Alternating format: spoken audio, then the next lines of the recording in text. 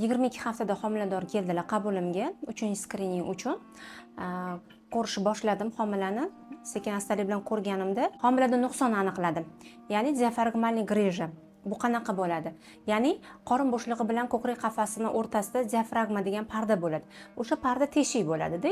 O'sha parda teshilgan homilamizda oshqozoni tasavvur qiling, ko'krak qafasiga chiqib turibdi-da. Ko'krak qafasida ham yurak bor, ham oshqozon bor. Даже уже ahamiyat berib sekin qarasam, ichaklar ham ozgina chiqishni boshlagan. Aslida ko'krak qafasi bilan qorin bo'shlig'ining o'rtasida parda bo'ladi. Bu alohida etash hisoblanishi kerak-da. Yurak o'zini joyida, ya'ni ko'krak qafasida joylashishi kerak, o'pkalar bilan birga.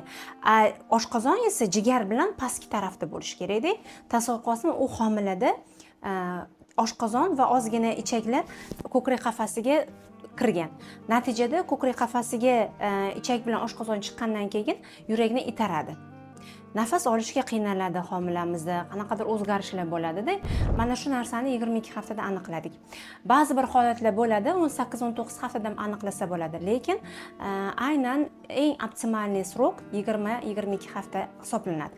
Nima uchun biz o'sha 3-skriningda yurak qon tomirlariga bag'ishlaganmiz va shu bilan birgalikda mana shu kech aniqlanadigan patologiyalarni, nuqsonlarni ham aniqlash imkoniyatimizga ega bo'ladi. Mana shu ayolimiz kecha homilalarini tug'ib oldilar, eson-omon bag'irlariga bosib oldilar. Alhamdulillah, bolachamiz hozircha yaxshi, lekin 24 soat ichida mana shu bolachamizni operatsiya qilish kerak. Umid qilamiz, tez kunlarda bolachamizni operatsiyalari yaxshi natija bilan chiqsin va tez orada bolachamiz sog'lom bolachalar qatoriga kirsin.